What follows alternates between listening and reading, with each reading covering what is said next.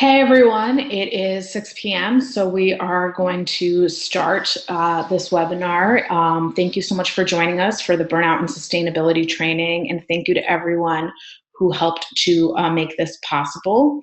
As I'm sure some of you know, my name is Aditi Juneja. I am the creator and the host of the Self-Care Sundays podcast, as well as the co-creator of the Resistance Manual and OurStates.org. Before we get started, just to give you a sense of the room and kind of the features that you have, if you have technical difficulties, you can ask those questions in the Q&A. Andrea Catone of Action Together Network will be keeping an eye and will help you through any technical difficulties you have. The chat feature that you see is one we're going to be using frequently. This is going to be a really interactive training. I'm trying to make it really to facilitate thinking as opposed to me talking at you. And there will also be using a lot of the where you can raise your hand option as well. And first we're going to kind of go through the training, and then at the end I'll be glad to take questions for everyone, so from anyone. So if that sounds good, if you want to just like raise your hand, make sure that sounds good. Great. Okay, so let's get started. And as people join us, we'll be glad to be bringing them in. So first, I want to just start with 2 minutes of silence to take some time to ground ourselves and really come into the space. I'm going to request during the time, if you can, try to avoid distractions, your cell phones, email, Twitter. Just sit and breathe for 2 minutes. And so I'm going to start a timer, and we are going to start that time right now.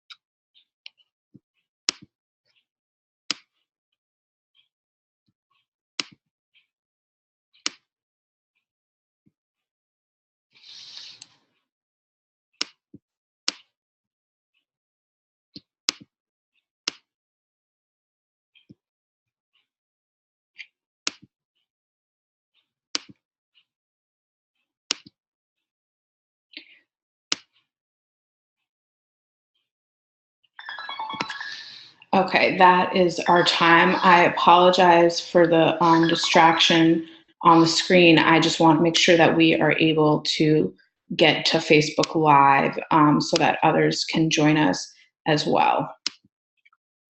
And we're going to be going live on YouTube as well, just so that people can participate fully. And I apologize for that, but just give me one moment as I just work through this.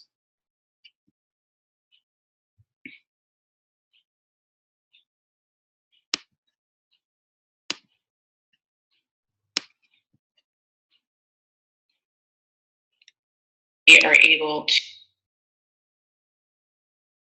So it looks like we're up on Facebook and now on YouTube as well.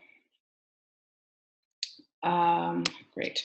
So we're on Facebook. I don't know if I'll be able to get it up on YouTube right away, but we'll keep going, trucking through so that we can get through this so we can get you to the training.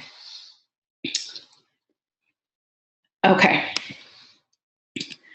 So just some basic guidelines for the training as we move forward. First, just that we acknowledge that trust is earned and needs to be built. We don't all know each other in the space, but are going to be working through some difficult things.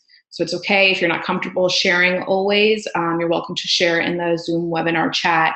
You can share with all panelists and attendees, but if you don't want to do that, you can feel comfortable writing it down on a sheet of paper what we're working through. Next, to try to lean into the discomfort. A lot of growth can happen in uncomfortable moments. So I propose, rather than shutting down, to try to lean into those feelings. And finally, while you'll mostly be participating in the chat box, I request that if you're talking to each other, as sometimes that happens, discussions are great. Just try to keep the disagreements to the content being shared, avoid personal attacks, and try to assume positive intent of other people who are participating. Okay. So first, I want to give you a sense of who's in the room. On the registration form, one of the questions we asked everyone was what the size of your group is. As you can see, just slightly under half of you are part of groups with 100 people and more, and the next largest contingency are people who are part of groups with 0 to 10 people. So there's really quite a range of folks here. And the goal is to try to present ideas and opportunities in such a way that would be useful for everyone. Okay, so we also asked what you would have wanted to see covered through this training. It wasn't multiple choice, it was open-ended, but there were a lot of common themes, and I wanted just to let you know that you're not alone in the feelings that you're having. The single biggest thing that people mentioned was burnout, people feeling overwhelmed by the amount of information and things to do and challenges focusing. The next greatest challenge was keeping members active and engaged. And as you can see, on and on, a lot of the concerns were common and shared. And we're going to be trying to provide you with tools and strategies to address all of the things that you were concerned about.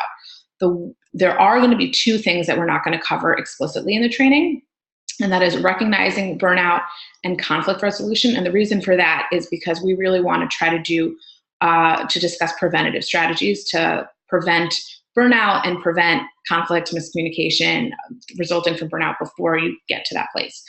So those are the 2 areas that we're not going to cover explicitly, but everything else, I read your registration forms carefully and hope to address your concerns. Okay, so all of the challenges that are currently listed on the screen, there were a number of them: burnout, reducing stress, balance, avoiding stress, time management, delegation, guilt when taking time off, dealing with the naysayers, talking to others about this and community care. They all have one kind of common solution and one area that I think is ripe for improvement for all of us, which is boundaries. So the first question that I want to ask you all is, what is a boundary? And if you could write your answers in the chat box, that'd be great, and I'll read them aloud and we'll kind of build together from there.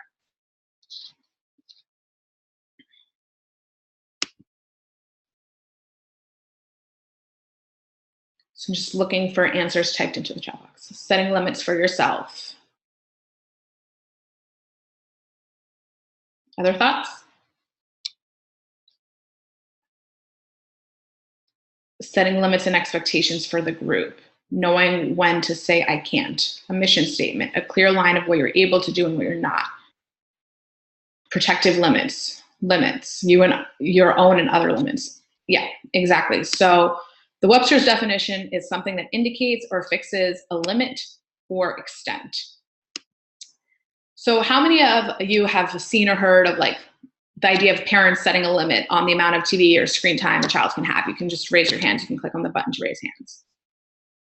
Right. So a lot of you, my screen is just covered with people raising their hands. Yeah, absolutely. So this is kind of a common thing that people are familiar with and have heard of. So I'm going to I can hit lower hand. So that's what I'm going to do. And the next question is then, what would be a reasonable limit for you as an adult, presumably, on the amount of media that you consume per day, whether that's in time spent on Twitter, time spent checking the news, watching the news, or stories you read. And you can share those answers again in the chat box. So for you, what would be a good personal limit for you on media consumption that would be reasonable and tenable given the life that you have? 1 to 3 hours. Yeah, you can have a range because it totally depends on the day, as someone said. 30 minutes, 2 hours. 2 hours maybe. Yeah, someone said I need to cut back. Right. Great realization. Yeah, setting that depends on the media, depends on the day. Yeah, so I think the goal here is for it not to depend on the day, to kind of have some sense. And yeah, if you're working on this full time, compiling Rogan's list, so someone mentioned 5 hours, now down from 8 after being on a team. Yeah, absolutely. So it totally depends on the nature of the work that you're doing as well. If you're doing activism full time, it might be a lot longer for some people, but even 30 minutes, 20 minutes is a reasonable time limit. So the idea is, while it does depend on the media and it does depend on the day, to have a clearly defined limit or boundary for yourself. So I'm encouraging you in the chat box or privately on a sheet of paper just to name what that limit would be for yourself. And I would encourage you to just to name that for yourself so you have a sense of at least your aspiration of that limit, even if it's not possible every day. Anyone else want to share what their limit would be? You can see there's a range, and it really does depend person to person. Okay, so we're going to keep going.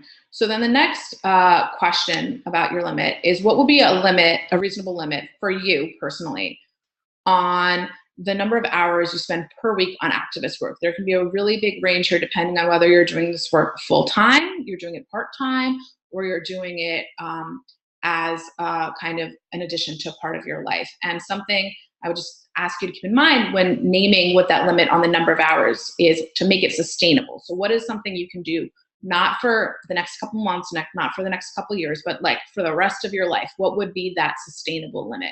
And I'm going to ask you to fill that out in the chat box as opposed to the Q&A.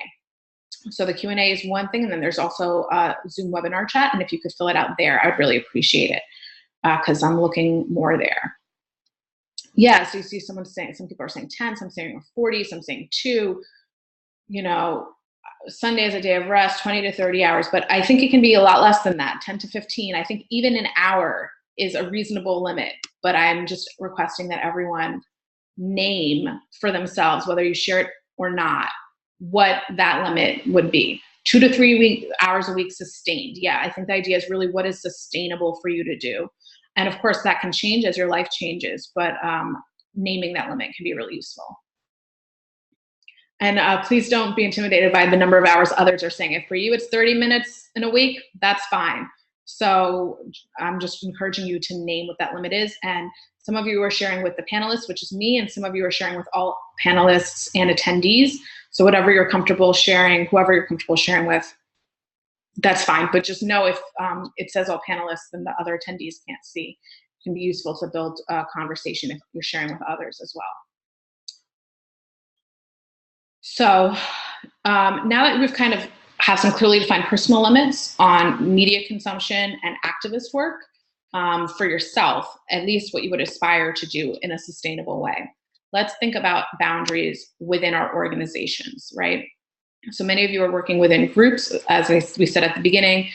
About half of you are working with over 100 people. The rest are working with groups that are more like 10 to 15 people. And then there's a range in the middle. So let's think about what boundaries look like in organizations.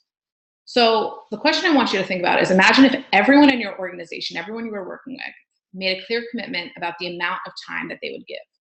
So if everyone came in, first meeting, Monday, Thursday, whenever you guys meet, and everyone sat down and said, hey, I can give 2 hours. That's what you can expect from me. I can give 5 hours. I can give 10 hours, whatever it is. If everyone said that, how would that help improve communications about expectations within your groups? And again, if you could answer that in the chat box as opposed to the Q&A, if everyone kind of had a clearly stated answer. So people were saying it would help a lot. A few wouldn't be doing the most. That would help the same people from being slammed with everything, better define the communication needs of the group, lower frustrations from what we expect from each other, shared responsibility, more efficient. Yeah, absolutely. And it doesn't all have to be positive. It's just something to reflect on. People would be aware of overstepping someone's boundaries. Yeah, absolutely. People would realistic expectations from leaders. Yeah, knowing kind of what you can expect from the people working with you. Great. Okay. Help people feel more engaged because they feel in control. Right. So then the next question is, how many of you have a structure where you have teams working on specific issues or tasks, or even individuals in the smaller groups?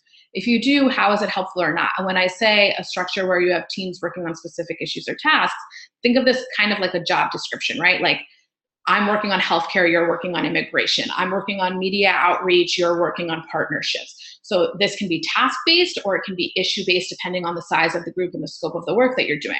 But how many of you have how many of you have a clear structure where your teams are, where you have a really specific idea? And that changes with time, but in a given moment. And you can raise your hand. You don't have to say yes. How many of you can just raise your hands if you have some measure of this, where it's some kind of structure, either issue, task, anything, just where on a given day, you know what you're supposed to be doing. Right. Someone mentioned it's been hard to keep teams stable. And I think that's why teams as opposed to individuals is actually really useful, because that means, particularly in a volunteer based structure, you can have other people working with each other.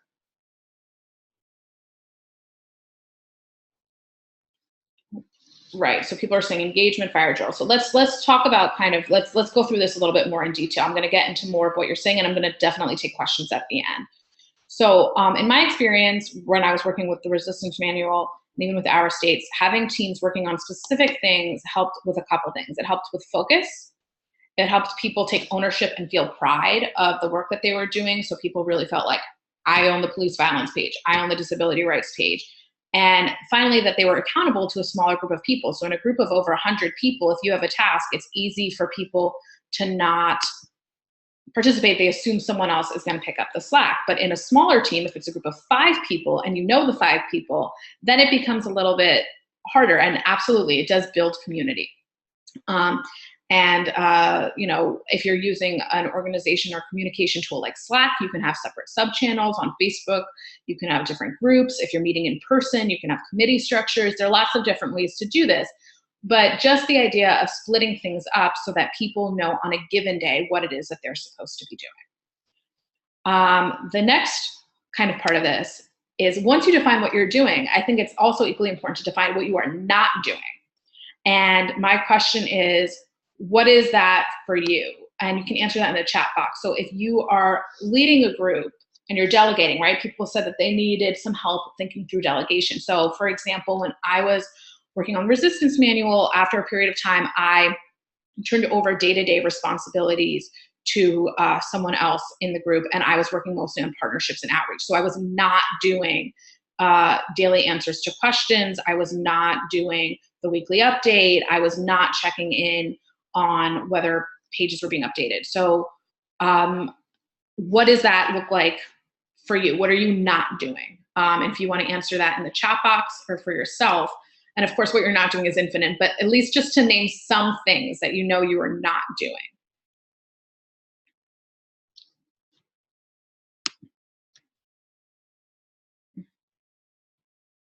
Approval of membership is something that someone is not doing. Yeah.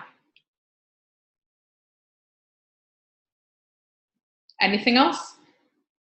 Not taking on issues as much and working on election stuff, not doing communications or event or data, I'm doing training, not doing basic computer education, not monitoring Slack, not reacting with calls to action for every single thing that happens, not working on the page, not fundraising, not approving members, right?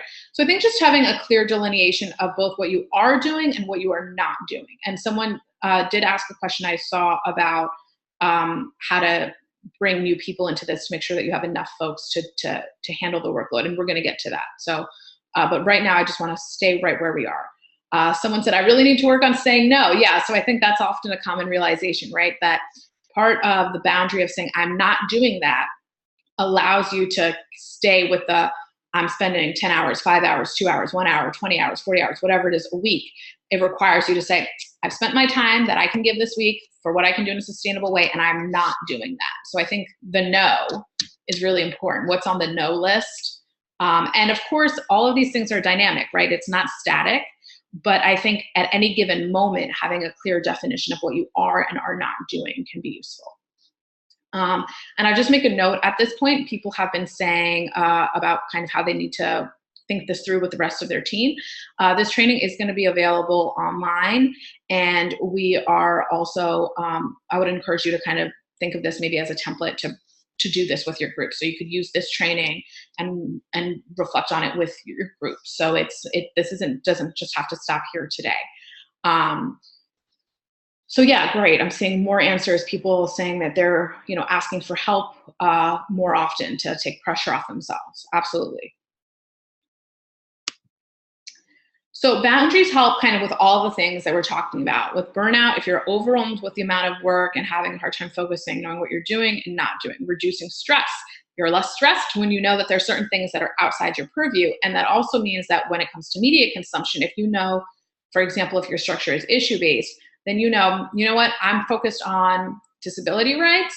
The stuff that's happening over there with Russia, yeah, I'll read it as part of my daily news, but I don't need to be tracking it carefully. I don't need to be following every update. I don't need to be reading every article, right? So if you know what you're working on, it can also help limit your media consumption, or at least the rapid intake of media consumption. You can read the story another day. And so that's a way to reduce stress. The balance, right? That's why you have that clearly defined what is sustainable. The avoiding of stress, right? Having that clear communication, time management, delegating, guilt when taking time off. If you have the boundary clearly established, hopefully that lends itself to having less guilt. Dealing with the naysayers. If you have a boundary that I don't talk to people who don't think what I'm doing is important, that's a great boundary to have. And as I said, hopefully this training and this can serve as a template for you to work with your groups to talk about this with others and building a community of care. How do we work together to help one another on the things that we are all passionate about and the reasons that we're all here? Okay. So then there was this other challenge, right? That people had mentioned in the group, right? Keeping members active and engaged, directing their energy efficiently, and recruiting members. So here we're going to talk about what makes work feel meaningful. And the reason, and if you just go with me a little bit, I think you'll understand why I'm talking about this and why it's important.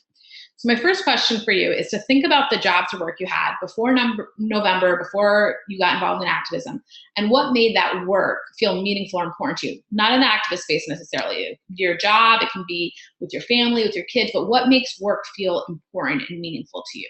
If you could type those answers into the chat box, that would be great. Then we can kind of reflect and build together. Building to a larger goal, helping people. Helping others, teaching others, giving back, reaching goals, positive outcomes, helping others identify and step into their power, seeing progress, feeling that the work I did made an impact, observing progress I helped with, seeing the difference in the community, making a difference. A simple thank you. I'm an artist. My work makes people think, inspires, makes people happy. Being part of something that will make a difference in people's lives and making connections locally. Helping people's dreams come true. Right. So what you're sharing here is, I'm going to share you kind of what some of the research on this says. So first is that what a lot of you said, that it's self-transcendent, that it's impacting people besides just you. That's what makes the work feel meaningful, that it's not just your life, but it's the lives of those around you. The second is that it's poignant, which means that it's not always easy. It's not always euphoric, was the word used in the research. It's working through challenges to earn success, right? That you feel like that this was actually hard. That makes the work feel more meaningful. If it's easy come, easy go, it doesn't feel quite as meaningful as when you really earned it. Third, episodic. I think this is important. Work is rarely consistently meaningful. Usually, they're breakthrough experiences. They're peak experiences. And I think knowing that is important. A lot of times when people are doing activist work, doing work that is meant to make an impact, we think it's always going to feel good. It's always going to feel important and meaningful. But sometimes you have to make copies. Sometimes it's not exciting. And so I think just acknowledging the fact that it's not always going to feel meaningful is important. The next is reflective. which again, I thought was really fascinating, that meaningfulness is rarely experienced in the moment. It's usually realized upon reflection, after you've had some time to think about it and think about what you did. That's when you realize that the work was meaningful. And finally, personal. The work is meaningful when it can be understood in the context of personal life experiences. So what does this mean for our groups, right? If this is what makes work meaningful. We're not paying our volunteers. How do we keep them engaged? How do we keep them motivated? So the first is we need to take the time to name who the work benefits besides ourselves, right? If what makes work meaningful is that it's self-transcendent, then we need to take the time to name the fact, hey, what we're doing is helping millions of people get healthcare. We are helping immigrant communities who work hard in this country stay here and be valued and be respected. We're helping people with disabilities get access to the rights and services that they deserve to fully participate.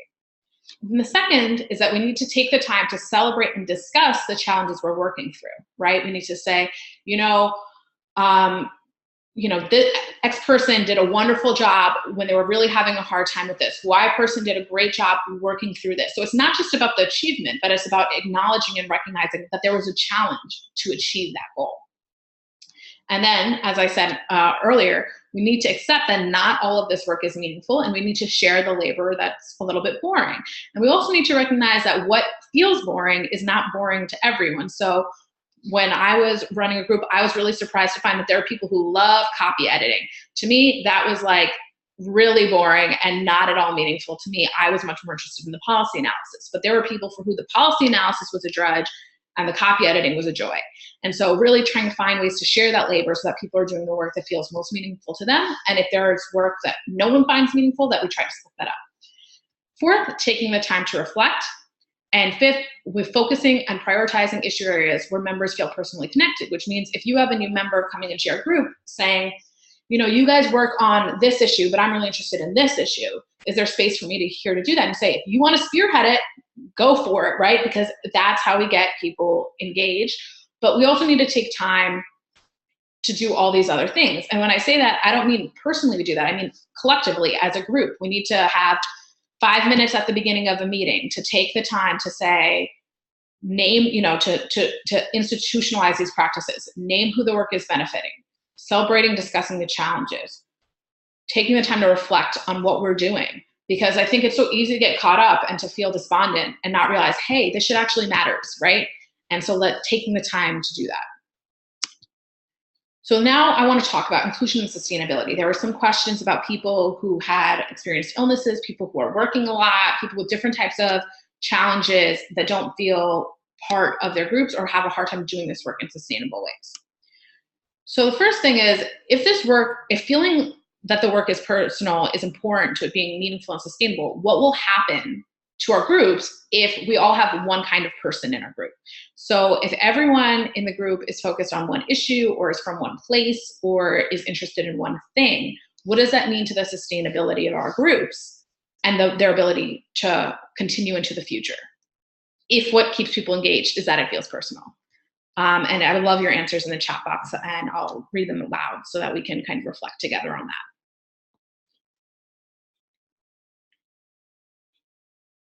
It's probably not going to go too well. That's I think a fair assessment. Not so effective, right?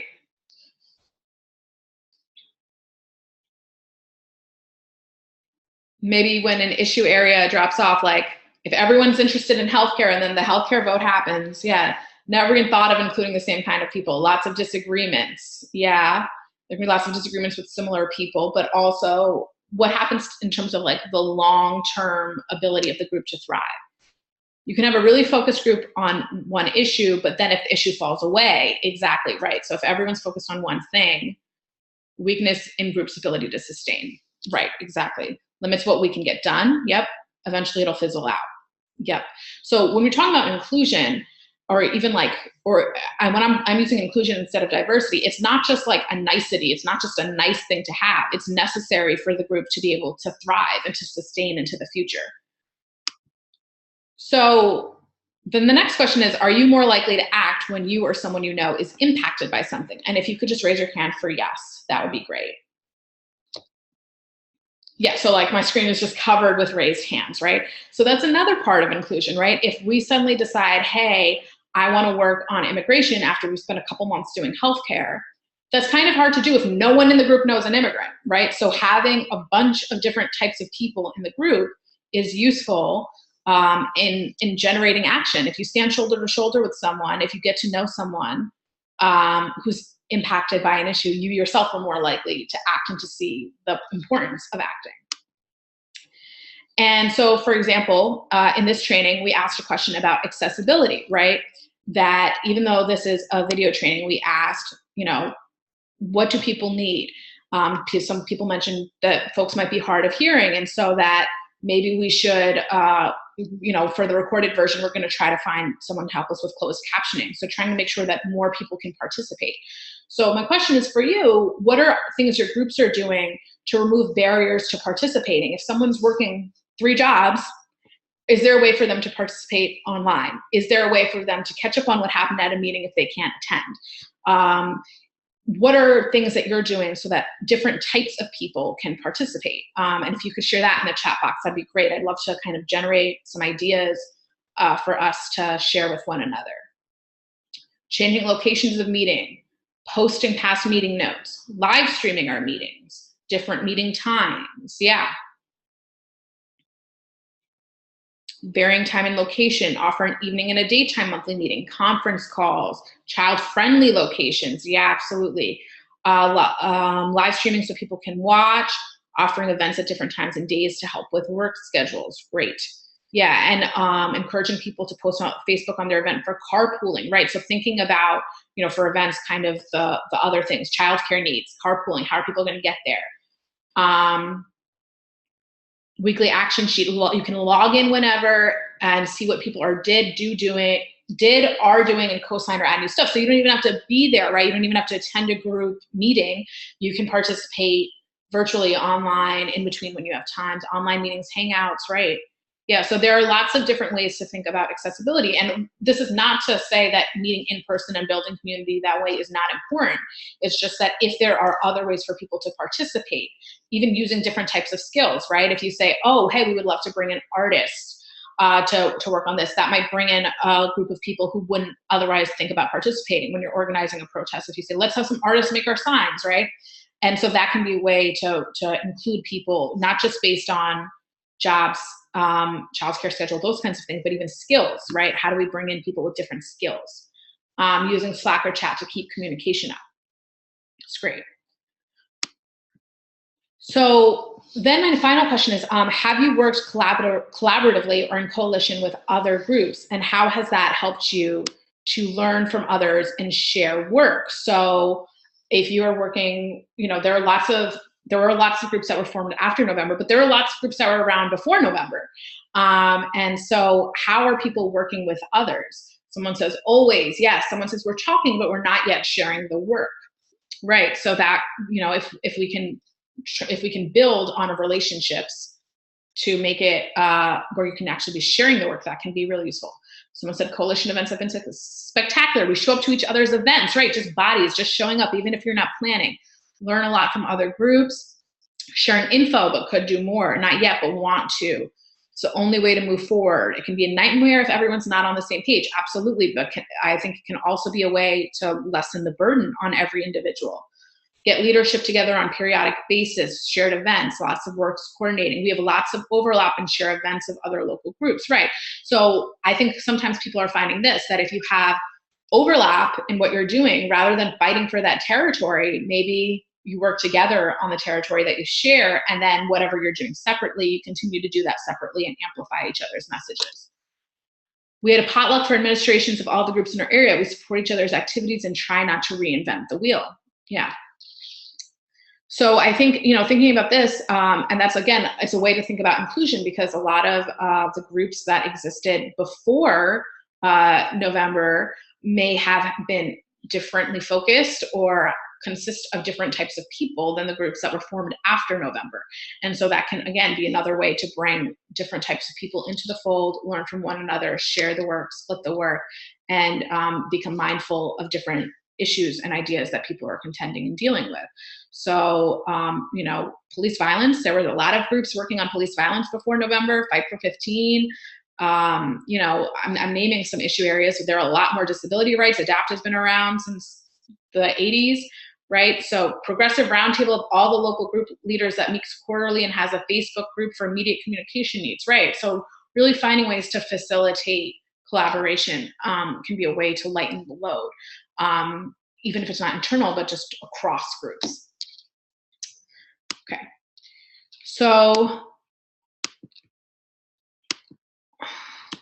Okay, so as we just said, making the work feel meaningful and inclusive helps with all these areas, keeping members active and engaged, directing and leading others' energy efficiently, and recruiting members. If you allow people to work on the things that are important to them and give them space to do that, that helps you bring new people in. If people get to take ownership of their work and work on things that they care about, that keeps them engaged. And that also is what's efficient, right? If you have a sense of what other groups in the area are doing and you're not repeating it, then you are directing energy most efficiently because you're working on the things that others are not working on, or you're working together to multiply your efforts as opposed to everyone trying to do the same thing.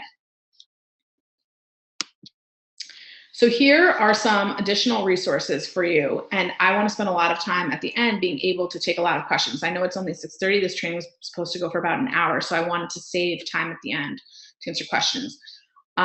These are resources or links you can click. It's Strategy and Sustainability in Uncertain Times, How to Make Intersectionality and Inclusion Real. Here's a sample principles, policy, and community guidelines from the Resistance Manual. I know everyone hates HR and boring training videos, but having policies and protocols for onboarding new members, for the ways that we communicate and work together, having those set expectations can be really useful in both delegating because people know how things are done, and also in getting people to participate because they can find their ways to participate because the structure is clearly defined. Define groups to partner with. There is the Progressive Movement Landscape. The Resistance Manual had a list. There are lots of places that have a list. This is just what I was most familiar with. And then to continue the conversation on self-care specifically. So we talked about kind of burnout and boundaries, but self-care is a really broad topic that consists of a lot of things. So self-care and managing, dealing with stress. There was a podcast I was working on. It's called Self-Care Sundays. It's available on iTunes and Google Play, but also the link goes right to the website. So now I'd love to take questions from you. And I hope that some of this was helpful in getting you to start thinking about this and bring ideas back to your group. I didn't want to overload with too much information. So if you want to ask some questions in the webinar chat or in the Q&A, I'd be glad to take questions.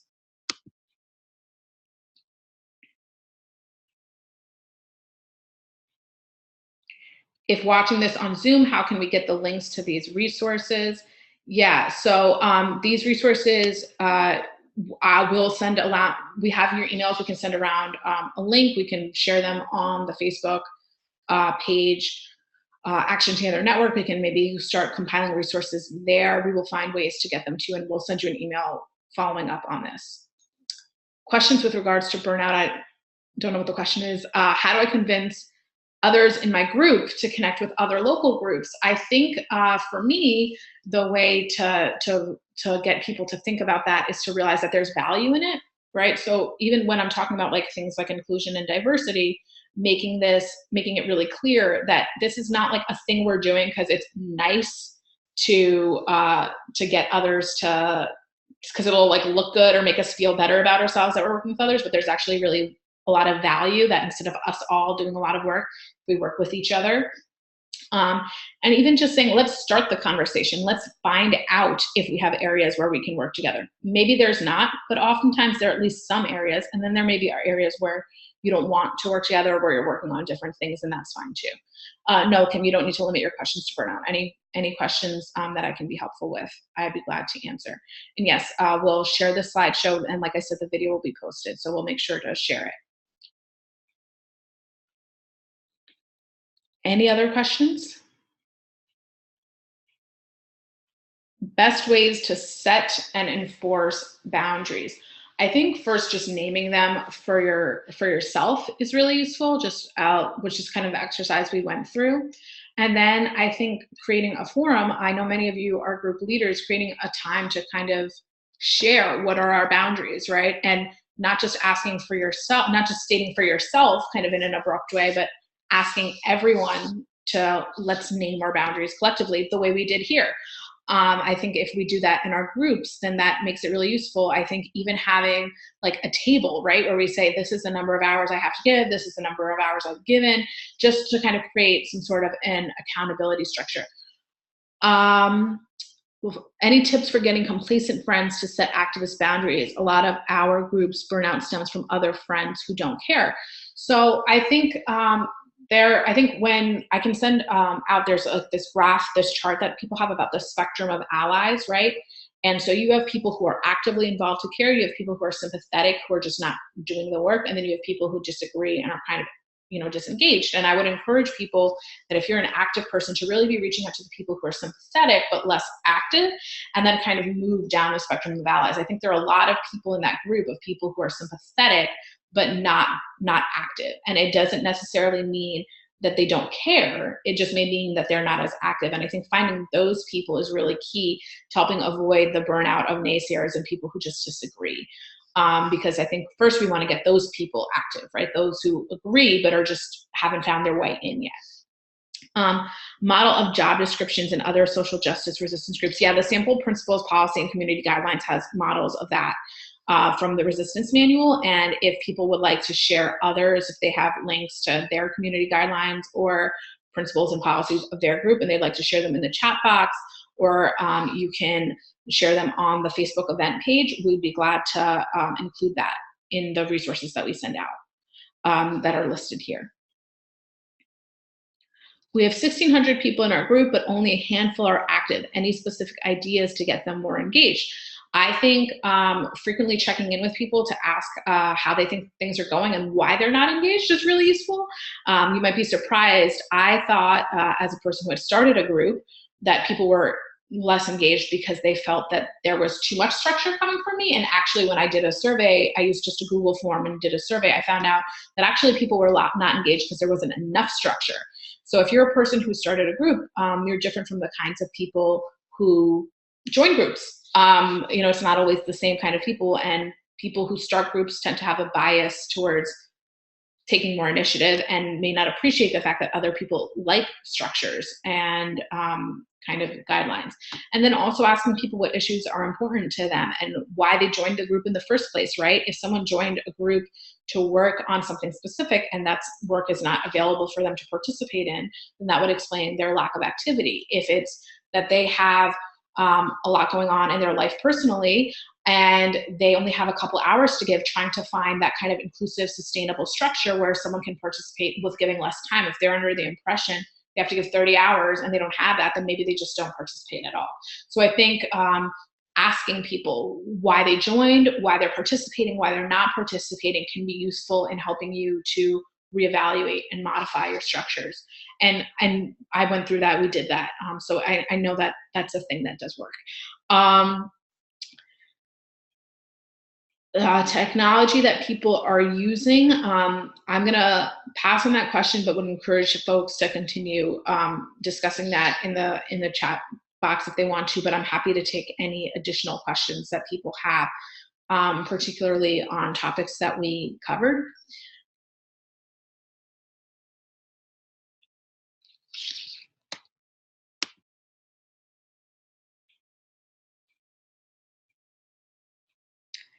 Someone asked in the Q&A, we're a group of mostly retired people, how can we bring in more younger people and energy? I think, oftentimes with these groups, they're really activistic groups are often based on our social network. So asking the younger folks that you know in your community why they participate or why they don't participate in the work that you're doing. And sometimes it's a matter of representation, right? So sometimes if I know that group looks one way, I may think that I don't want to participate because I think that group does not have space for me. If the materials that are put out refer to kind of, I don't know, allies, And I think, oh, well, then that's a group for allies. That's not a group for people who are actually directly impacted by this problem. And so being thoughtful about the materials that you're putting out, being thoughtful about the platforms that you're using, and then reaching out to the people that you do know who might be able to provide some insight as to why they themselves are participating or not participating can be a good way to get a first step. And if you're thinking about younger people and energy, I think, starting with people you know, but then also it may be the case that the younger folks that you know are using or are already part of a different group, or they're working on issues through their schools or through their youth groups or through, they're largely engaged through their social media platforms. So kind of trying to meet people where they are, I think is really useful in bringing any new person into the group, whether that's across age, disability, race, gender, whatever. Is just trying to meet people where they are and understand what they're interested in and focused on.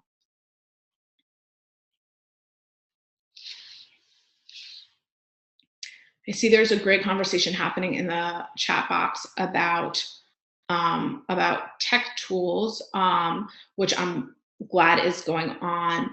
I'd encourage those who are responding to the question to make sure their answers are going to all panelists and attendees. If it's just going to panelists, then only I can see your answers. Are there any additional questions for the chat box? You can put them in the chat box or the Q&A. I have both open, so I can answer both in both places.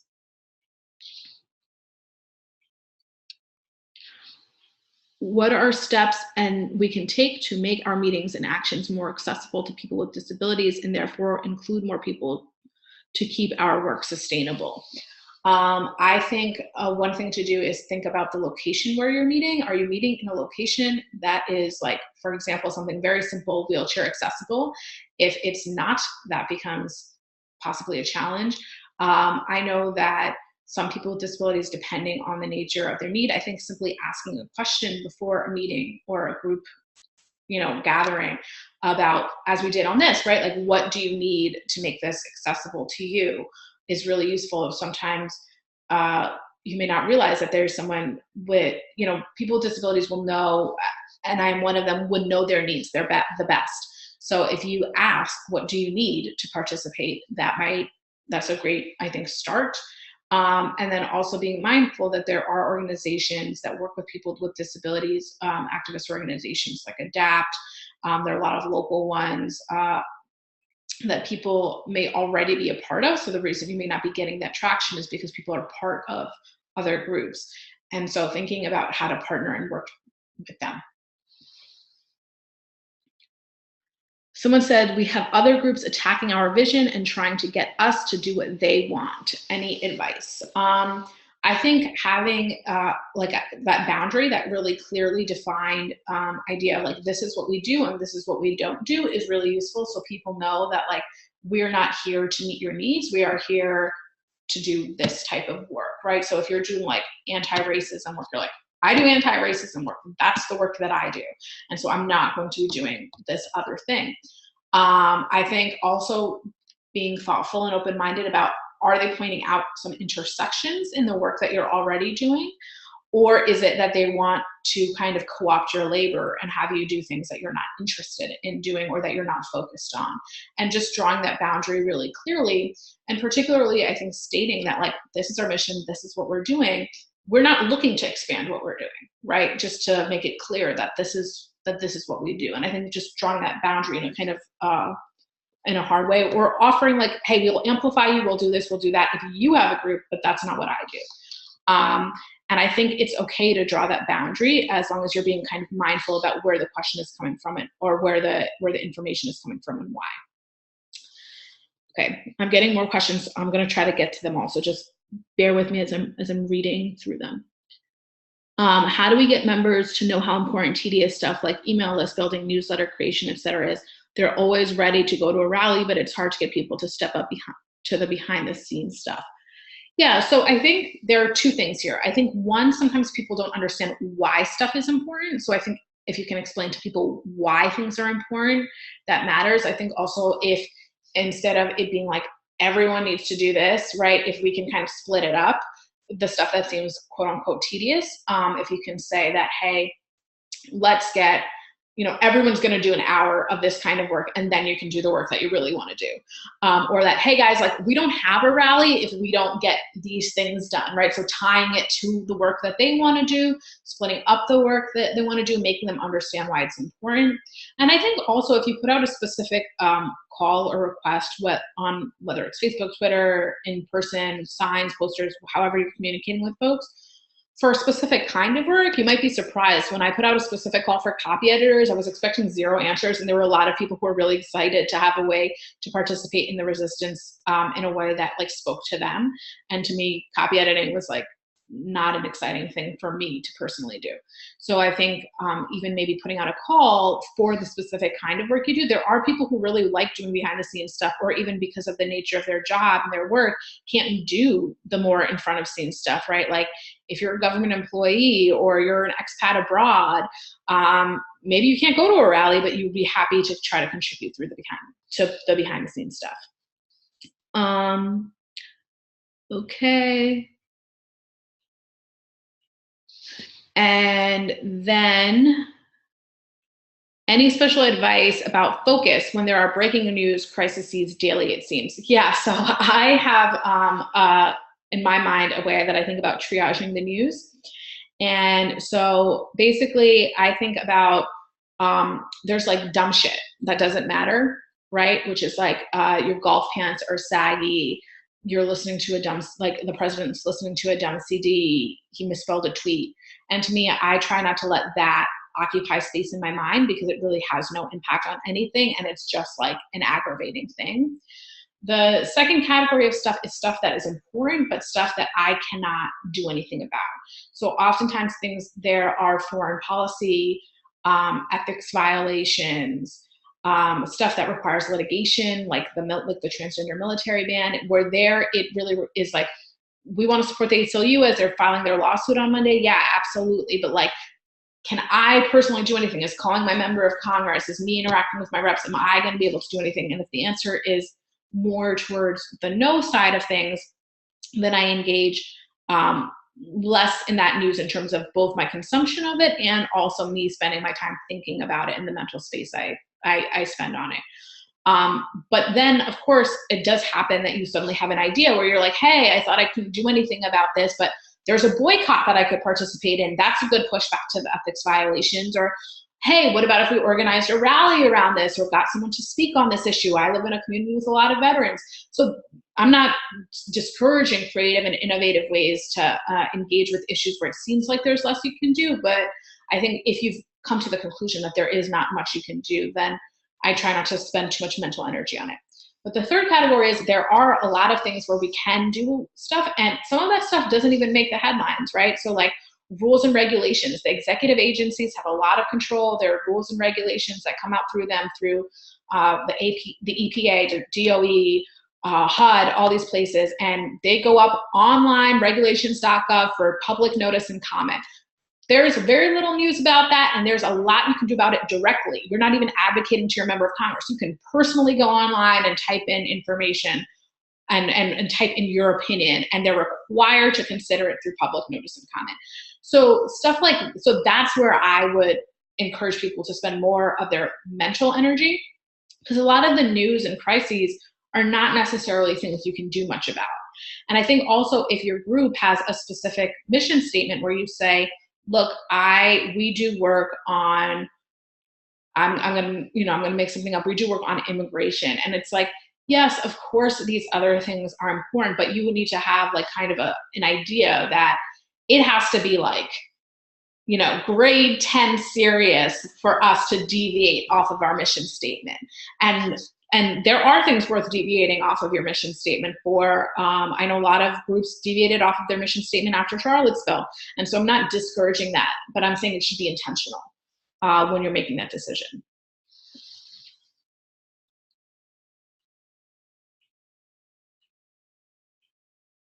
Okay. And yeah, Anne said a good thing. Developing mission statement and vision for your group helps to identify how your group is different from others and how or why you might do things differently. Yeah, I would agree with that. Are there any other questions? We're closing out just in time, so that's great. And again, I would want to encourage folks to think about kind of using this as a template to go through these things within their groups as well.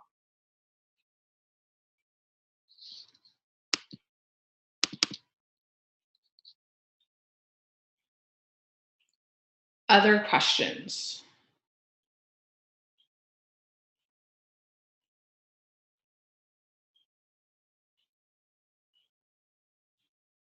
You're most welcome. I'm really glad it was informative. I've spent a lot of time thinking about these things in the last few months.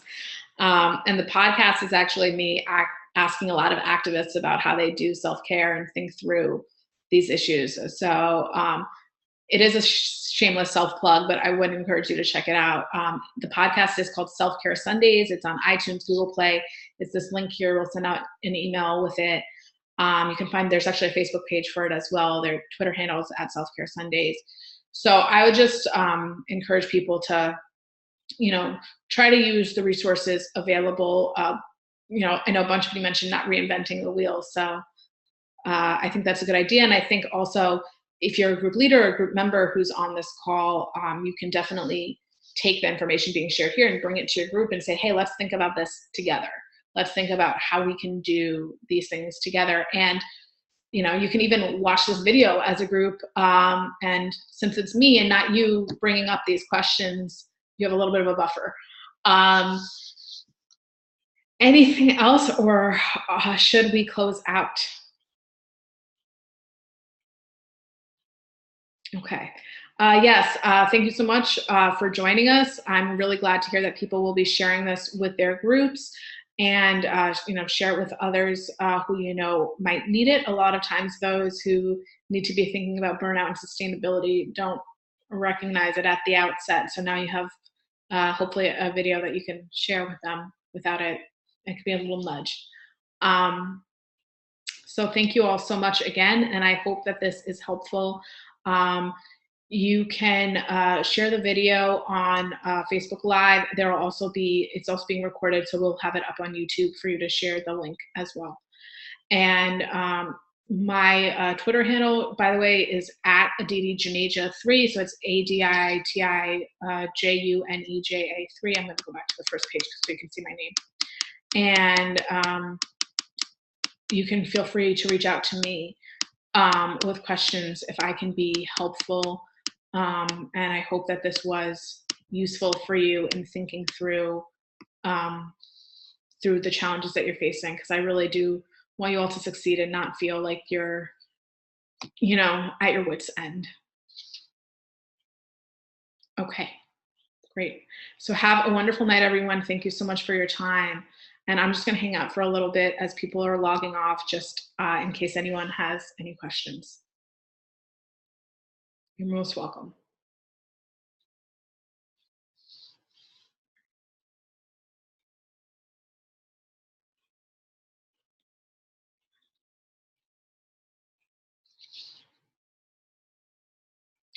My personal website is www.aditijuneja.me, and then my podcast's website is www.selfcaresundayspodcast.com. There'll actually be a new episode up tomorrow as well, so there'll be about 18 episodes. Yes, you do need to take some downtime sometimes if you needed someone to say it. I just said it. Yes, we all need. That's exactly why it matters to name the number of our time, because we need the time for self-care. Yes, we'll send it out via email as well. We can send out those resources via email to the people who joined us for this group, for this workshop. I'm sorry.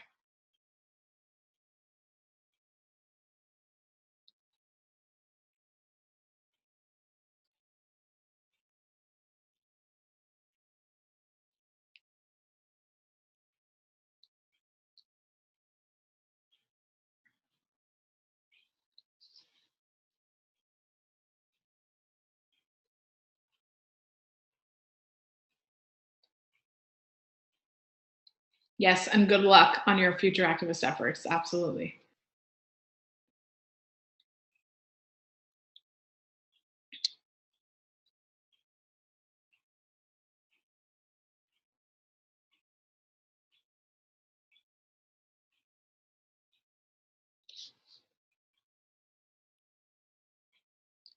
You're most welcome for my time, and I hope that the stuff to process and unpack was well enough explained that you have some guidance. It's definitely just meant to be a jumping off point. I know that everyone has to kind of find their own way into thinking through how to organize their lives and do it for themselves. So I really wanted to facilitate that thinking as opposed to be prescriptive.